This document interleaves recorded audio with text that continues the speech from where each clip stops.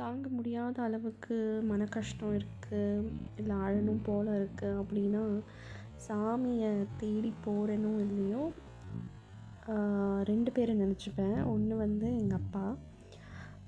எங்கள் அப்பா இருந்திருந்தால் மோஸ்ட்லி நான் இன்றைக்கி இவ்வளோ கஷ்டப்படுவேனா, இல்லை அழக்கூடிய சுச்சுவேஷன் வந்திருக்குமா அப்படின்றது ஒரு பெரிய கொஷின் மார்க். ஏன்னா ஐம் ஷோர் அவ்வளோ கஷ்டப்பட்டிருக்க மாட்டேன். 2வது, எனக்கு இந்த கஷ்டம் வந்திருந்தாலுமே நான் அவர்கிட்ட போய் அழறேன் புலம்புறேன் அப்படின்னா அவர் என்ன எந்த ஒரு கேள்வி கேட்காம, எந்த ஒரு ஜட்ஜ்மெண்ட்டும் பண்ணாமல் வெறும் எனக்கு ஆறுதலாக மட்டும் இருந்திருப்பார் அப்படின்றது 120% ஐ எம் வெரி கான்ஃபிடென்ட். அதை தவிர இன்னொருத்தரை நினச்சிப்பேன்.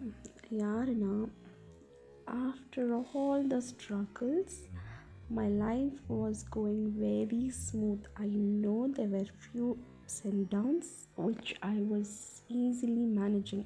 மேடு பள்ளங்கள் இருக்க தான் செய்யும், அதை நான் கடந்து வந்துட்டு தான் இருந்தேன். I was handling it in a very sensible way. But unless and until அந்த ஒரு person came and smiled, got into my life, created a big mess. அவங்க தெரிஞ்சு இதை பண்ணாங்க அப்படின்றது எனக்கு நல்லாவே தெரியும். நான் I don't want to say தெரிஞ்சு பண்ணாங்களா தெரியாமல் பண்ணாங்களான்னு. ஐ ஆம் வெரி ஷுர் 120% 30% கான்ஃபிடெண்ட்டாக எனக்கு தெரியும்.